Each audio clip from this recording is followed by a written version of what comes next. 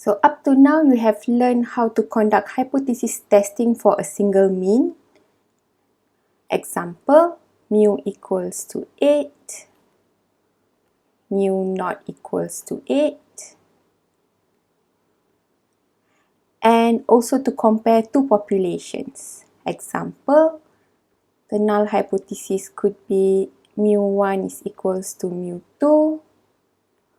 The alternative, mu1 is greater than mu2.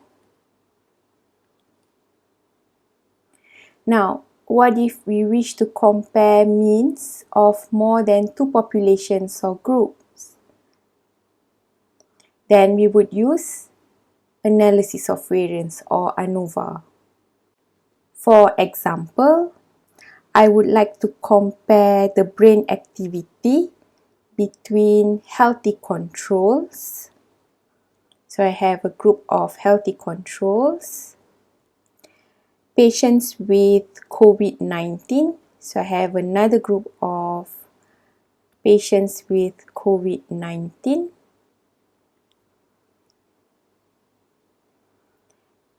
And I have another group of patients suffering from the normal influenza. So I have another group with the normal flu. Right? So in this case, we would compare three groups of subjects. The first group will be the healthy controls, whether the mean brain activity of the first group is equals to the mean brain activity of the second group, the one with COVID, and equals to the third group, the one with flu.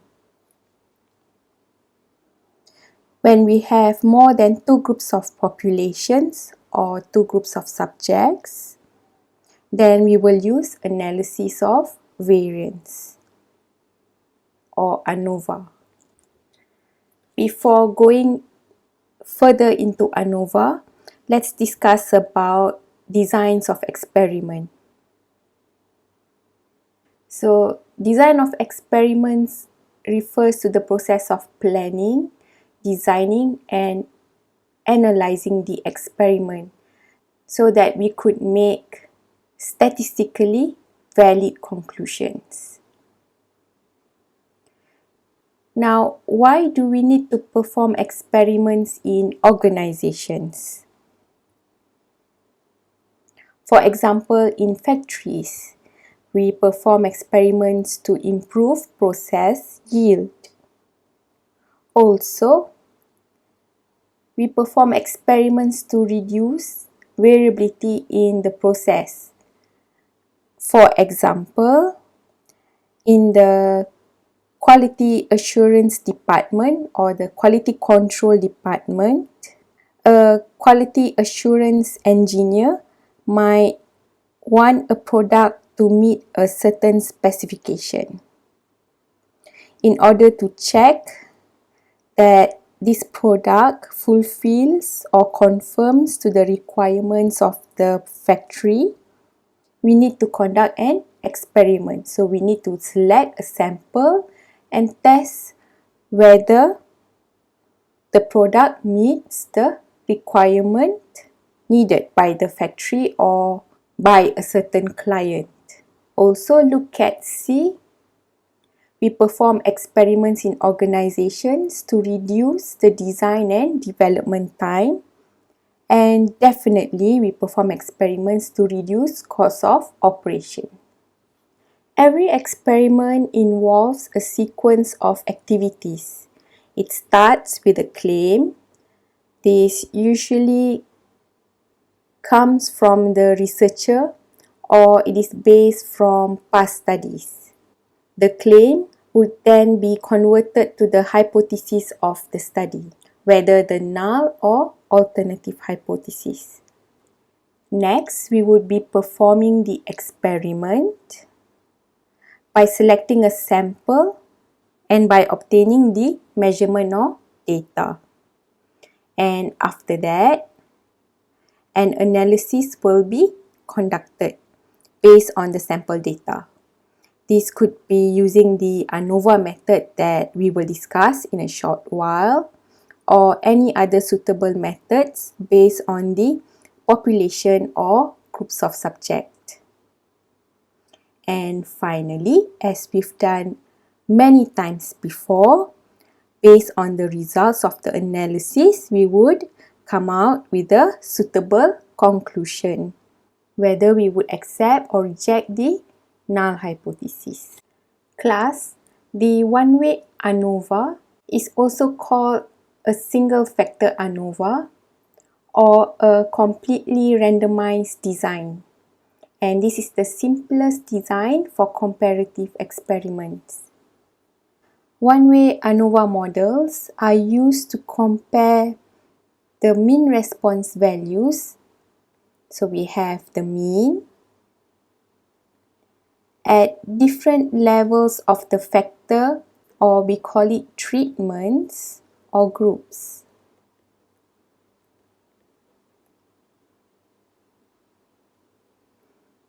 For instance, if I have 3 groups of subjects, then I might want to compare whether the mean of the first group is similar to the mean of the second group and the mean of the third group. Definitely, this goes to the null hypothesis.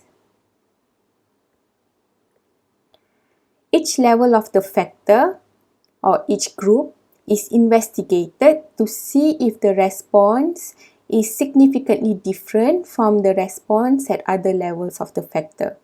So the alternative for ANOVA is usually stated as at least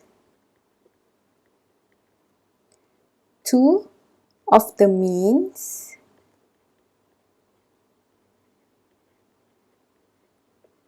are not equal.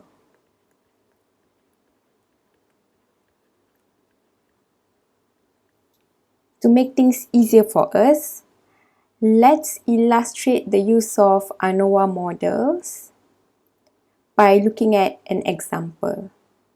So let's consider a single factor experiment, which is a one-way ANOVA, where the analyst wants to see if the surface finish of certain parts is affected by the speed of a lathe machine.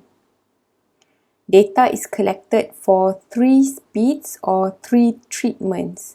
So they have 3 factor levels or 3 different treatments, or we can also say 3 different groups. Okay, so when the lathe speed is 500, this would be the first group, 700 the second group or the second treatment or the second factor level, and 900 will be the third group or treatment or factor level. And the factor would be the lathe speed. Because you only have one factor, this is called the one-way ANOVA. So again, we have a single factor here, which is the lathe speed. We have 3 levels of the factor, which is 500, 700 and 900, or we have 3 different groups or 3 different treatments. Next, each treatment is replicated 4 times. The number of replication is also called the observations. Because the number of replicates are the same for each treatment, which is 4 for each treatment, then this experiment design is balanced. So what are we testing in ANOVA? Suppose we want to compare 3 population means. Suppose I have population 1,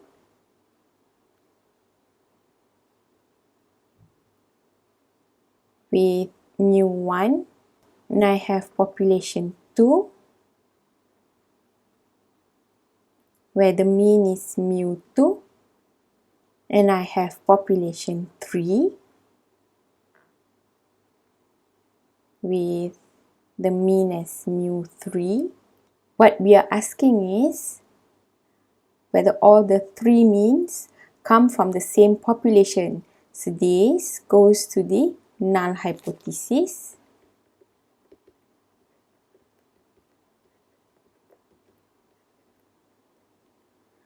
Or is at least one of them far away from the other two that it is not likely to be from the same population? That would definitely go to the alternative hypothesis. At least one is far away from the rest, or you could write it in another way. At least two of the means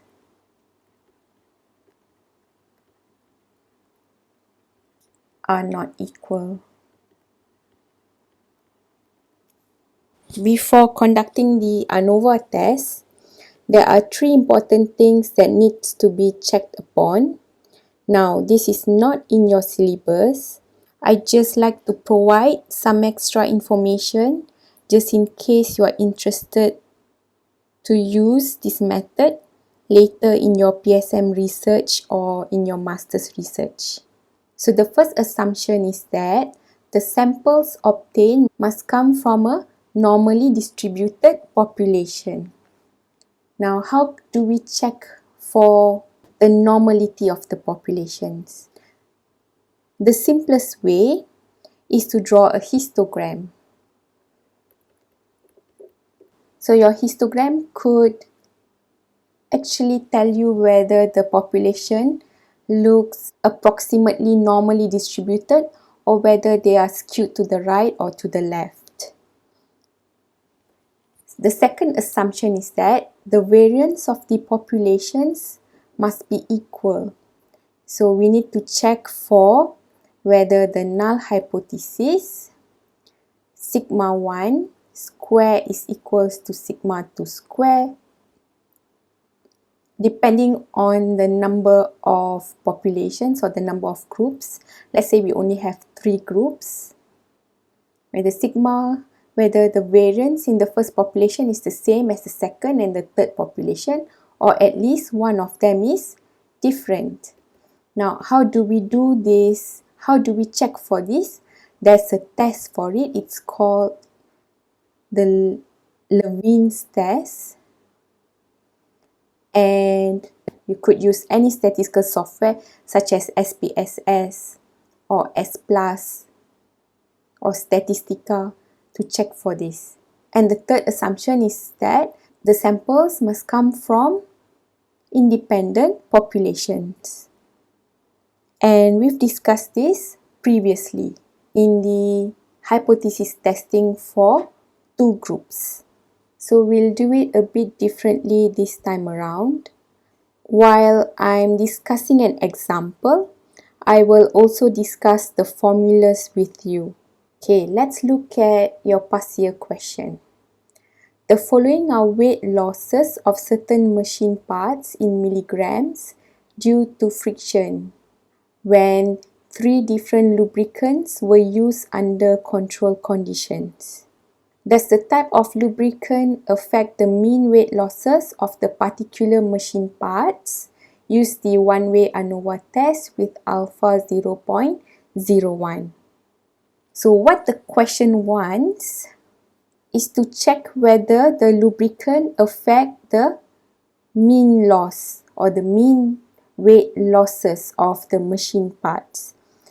That means the null hypothesis would be mu A, lubricant A, or I could simply name this lubricant 1 and B is 2C3. So mu 1 is equals to mu 2 is equals to mu 3. So when mu 1 is equals to mu 2 equals to mu 3, it means that the lubricant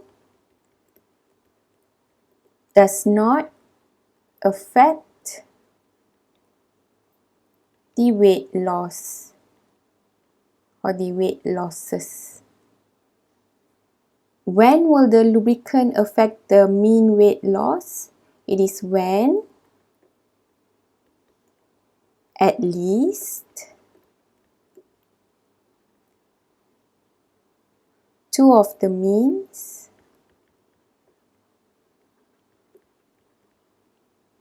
are not equal. Okay, this is when the lubricant has an effect on the mean weight losses or affect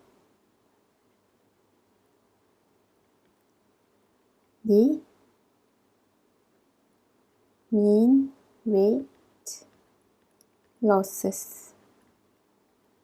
So that's our null and alternative hypothesis.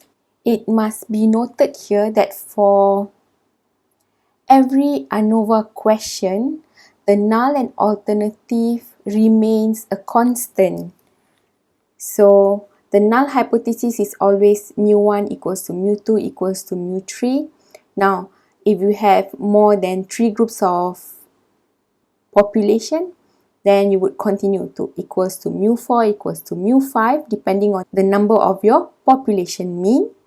And the alternative would always be a constant. At least two of the means are not equal. I hope this is clear to you. Alright? For ANOVA, the null and alternative is always a constant. The only changes that could be made is to the number of treatments or the population groups, which is here.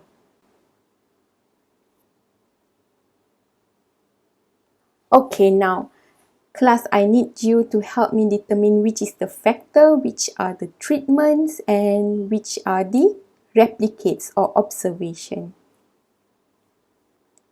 So we only have one factor here, which is the lubricant. So we have a one-way ANOVA.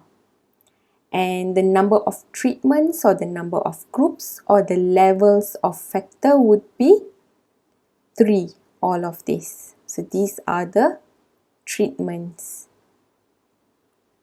And what about the observations or the replicates? This is correct. We have 8 observations or 8 replicates. Observations come here. So we have 8 observations or 8 replicates for each treatment.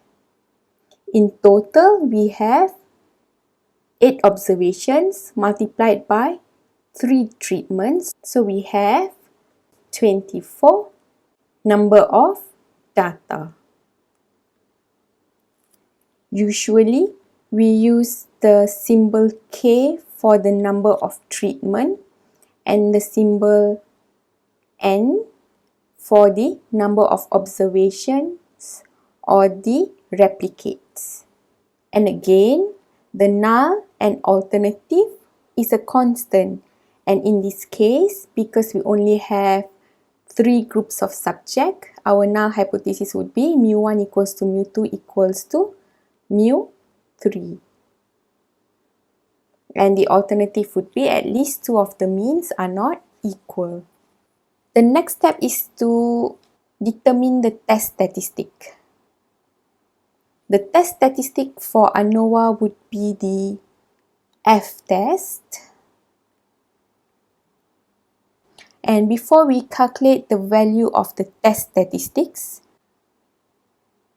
we need to discuss the total sum of squares or SST, the sum of squares of treatment or SSA, and the sum of squares of error or SSE.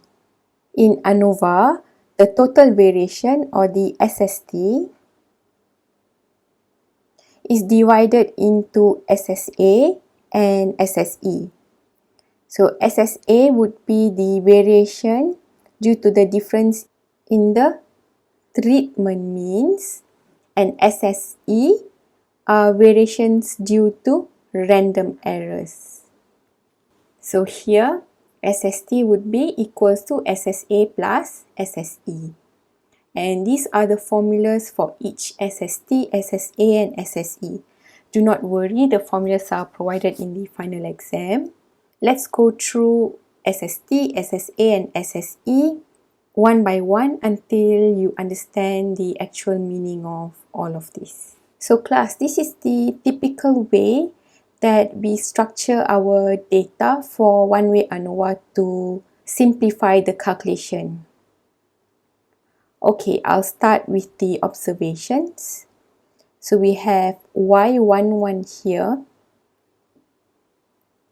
The observations would be from 1 up to n.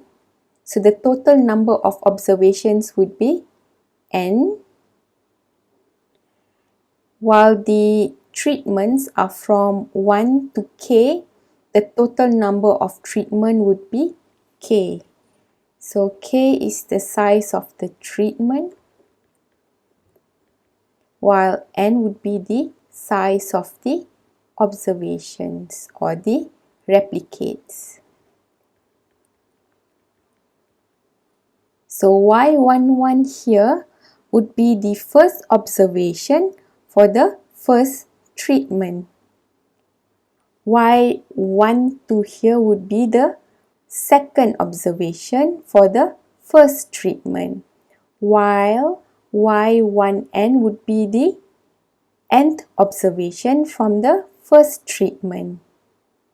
And similarly, YK1 would be the first observation from the kth treatment, while YKN would be the nth observation from the k treatment. Look, we have a column for totals. So when we sum up Y11 up to Y1n, we name it Y1 dot. So YK dot would be the summation of values from YK1 up to YKN. And the average would simply be Y1 dot divided by the number of observation. So Y bar 1 dot would be Y1 dot divided by n. And Y bar K dot would be YK dot divided by n. Here we have Y dot dot, which would be the grand total of your data. This would be the grand total. So when we add up the values from Y11 to YKN, we get Y dot dot, while Y bar dot dot would be the grand average of your data. So when we add up the values from Y11 to YKN and we divide it with the total number of data, we get Y bar dot dot. Maybe I rewrite the formula here. So Y bar dot dot would be Y dot dot divided by the total number of data, which I name it as n, where n would be the number of treatment multiplied by the number of observations. Okay class, let's recall the number of treatments is 3. The number of replicates is 1 up to the total is 8. So n is equals to 8. And the total number of our data point will be 3 times 8, which is 24. So let's say instead of naming the lubricant A, B and C, I'm going to name it now as 1, 2 and 3. Now, this data point here will be Y, 1 from treatment 1 and 1 from replicate or observation 1. And this data here will be Y12. And the last data will be Y38. Okay, the totals will be yi dot, where the first total will be the total value from the first treatment. I rewrite it as y1 dot. And how do you get 74.8 here? You simply add up 12.2 plus 11.8 up to 8.4 to get this value. While the averages are denoted by y bar I dot, the average of the first treatment, y bar 1 dot, would be y1 dot divided by the number of observation, which is 8. So 74.8 divided by 8 is 9.35. That means, in this case, this would be y2 dot. And how do you get the value for y2 dot? You add up 10.9 up to 14 to get this value. And the average, or y bar 2 dot, is simply y2 dot divided by 8. How do you get y3 dot, class? Perfect. Sum up all of the observations from the third treatment, which is 12.7 plus 19.9 up to 20.4. And how do you get the average of the third treatment? Y bar 3 dot is simply y3 dot divided by 8. Y dot dot is called the grand total. How do you get the value of the grand total? You sum up y1 dot plus y2 dot plus y3 dot to get y dot dot. And this y bar dot dot is also called the grand average. How do you get the value for the grand average?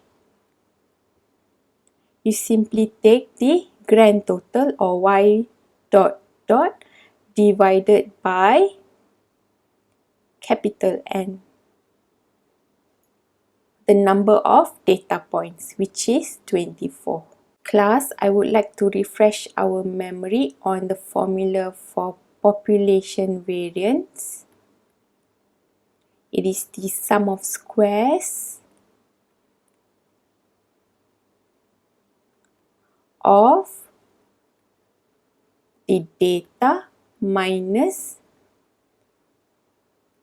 the population mean divided by the population size.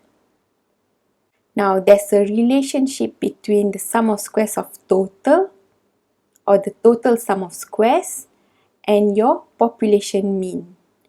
Look, Yij would be your data. So this is Y11 and Y12. So these are Yij, your data points. Minus Y bar dot dot would be the grand average. This is the data point.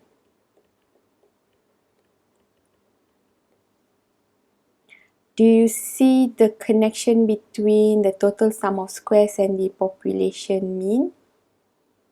The formula is very similar. The sum of squares of data minus average. The sum of squares of data point minus grand average. So the sum of squares are also called the variance, or the variation of the data from the average. Now let's look at SST, or the total sum of squares. The formula says that it is the difference between each data point and the overall mean.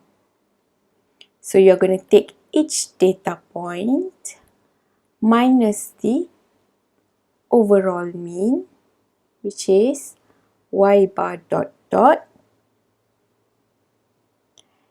And then you're going to square the value and add up with the deviation of the second data with the grand mean or the overall mean. You're going to sum up with the deviation of the third data with the overall mean. And you're going to continue the process up to the last data point minus the overall mean square. So if I could illustrate this,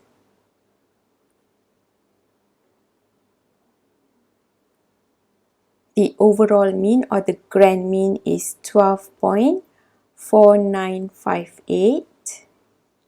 Let our first data point be 12.2.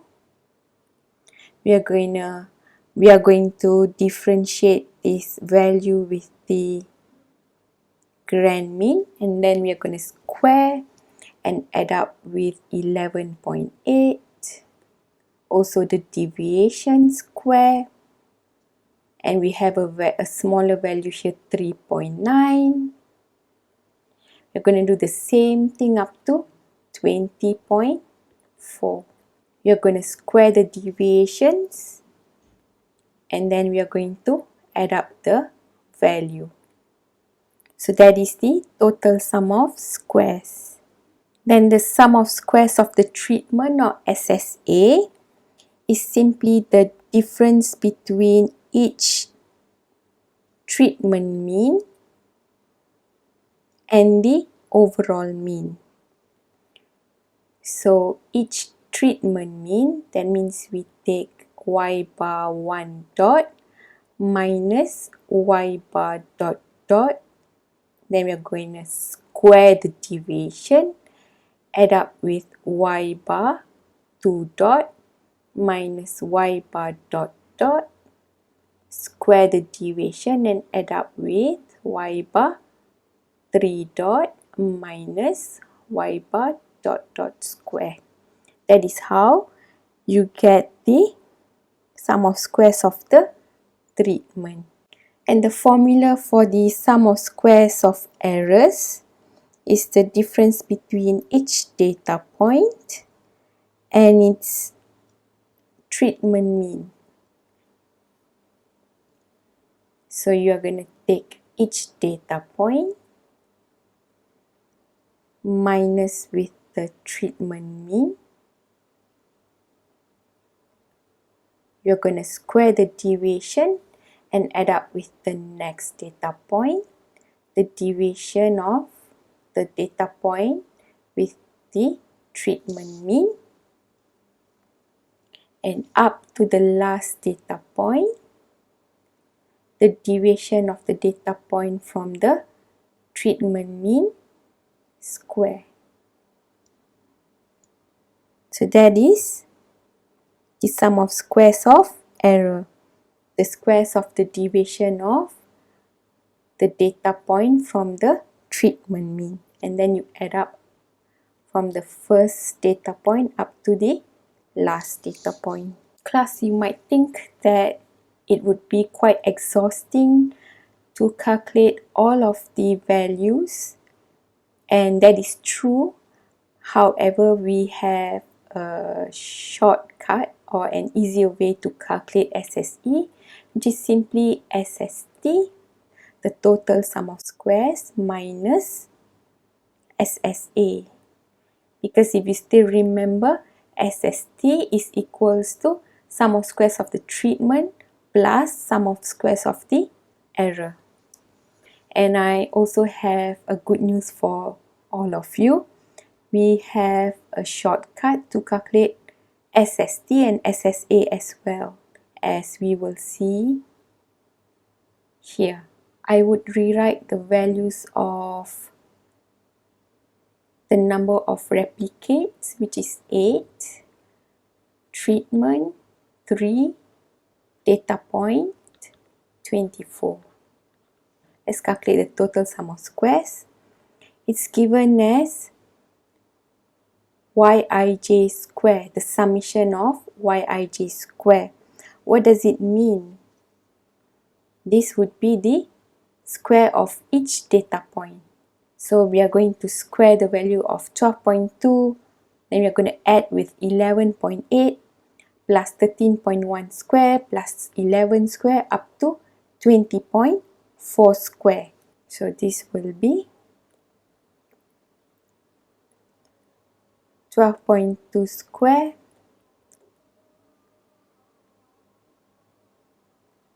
plus up to 20.4 square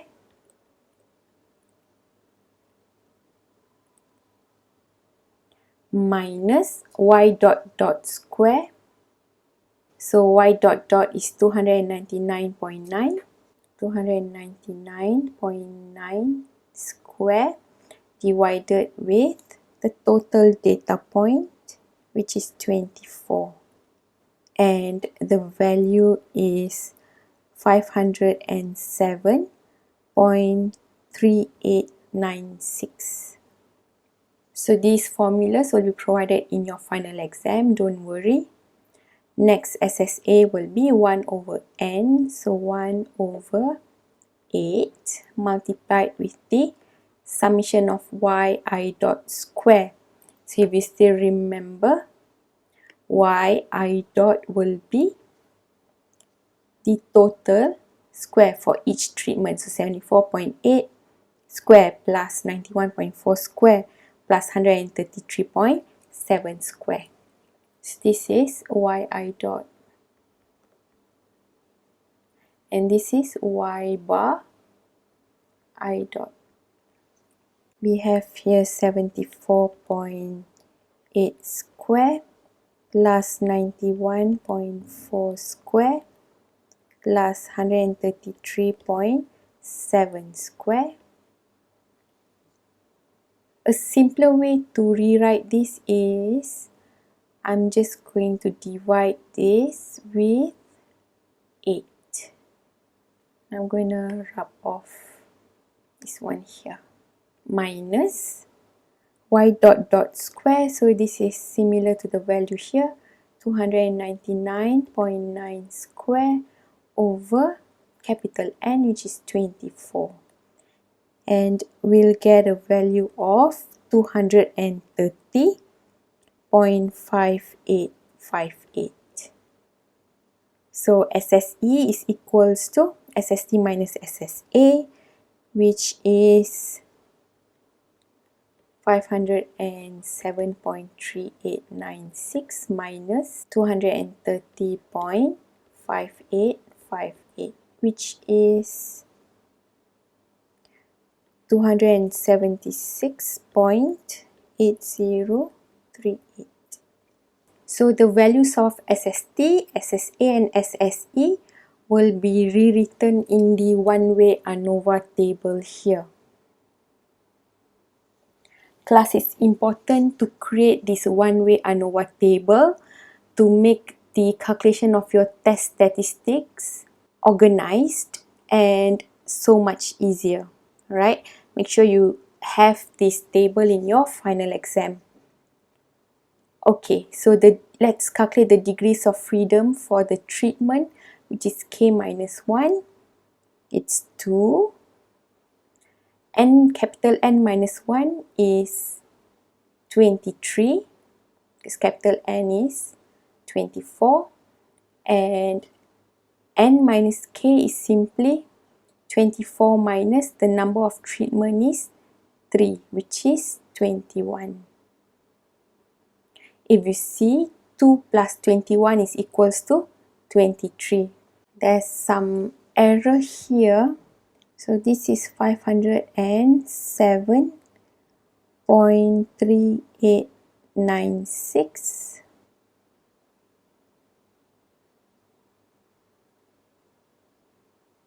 Okay, next is the mean square.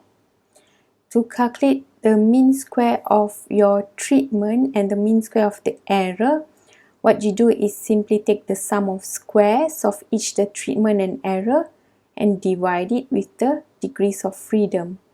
So let's calculate the mean square of treatment.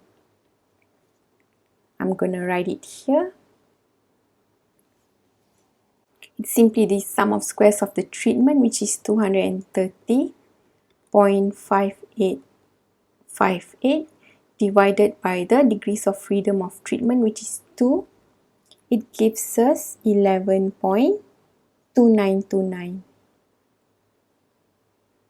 The mean square error would be the SSE, which is 276.8038 divided by the degrees of freedom of error, which is 21. This gives us 13.18113. So then the test statistics would be MSA over MSE, which is 11.2929 divided by 13.18113. And this gives us 8.7468. Class, what comes next after the test statistics? Yes, you are right. It's the rejection region. Before we discuss the rejection region, I need to introduce you to the F distribution. This part is simply an extra knowledge that will not be asked in your exam. Okay. Now, where does the F distribution come from? So when you have several standard normal random variable or standard normal distributions, and you take the sum of square of all of these standard normal distribution, you would get a chi-square distribution. So this is just another distribution which is called chi-square distribution. So now the F distribution here, F distribution with the degrees of freedom R and S, is the ratio of two independent chi-square random variable or two independent chi-square distribution. So you have one chi-square distribution here and the other one divided by their own degrees of freedom. And then you get your F distribution. So this is how your F distribution looks like. It starts from 0 up to infinity. That means it only has positive values. And look, the rejection region is always on the right hand side. This is not similar to your standard normal distribution, because your standard normal distribution is from minus infinity to infinity. And the mean is in the middle here. Your standard normal distribution contains negative values, but your F distribution only has positive values, and the rejection region is only on the right hand side. So when do we reject the null hypothesis? We reject the null hypothesis when your test statistic falls in the rejection region. So when your test statistic is greater than the critical point here. And how do we check for the critical point? We need to find two degrees of freedom. So the first degrees of freedom is k minus 1 and the second degrees of freedom is n minus k. Where do you get these two values from? It's from your ANOVA table. So this is your first degrees of freedom and this is the second one. So you have the first degree of freedom as 2 and the second one as 21. And alpha, let's go back to the question. Alpha is 0.01. So we have here F alpha 0.01. degrees of freedom 1 is 2 and the degrees of freedom 2 is 21.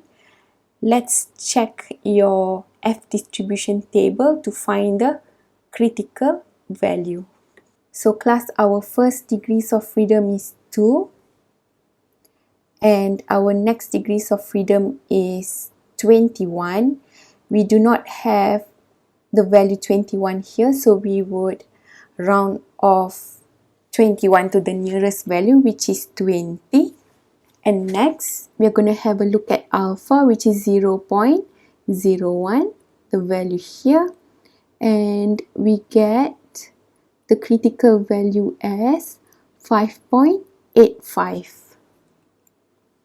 So the critical value is 5.85. Our test statistic was 8.7468. Let's make a comparison. So 8.7468 definitely falls in the rejection region. Let's make a decision. F star falls in the rejection region. Or you can write here as your decision, F star is greater than F 0.01 to 21, right? And so we reject the null hypothesis. So class, what happens when we reject the null hypothesis? The lubricant affect the mean weight losses. So that is our conclusion. The type of lubricant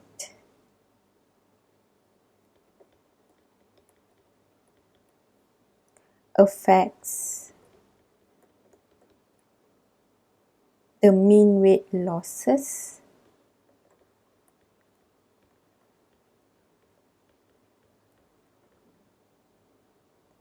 of the particular machine parts.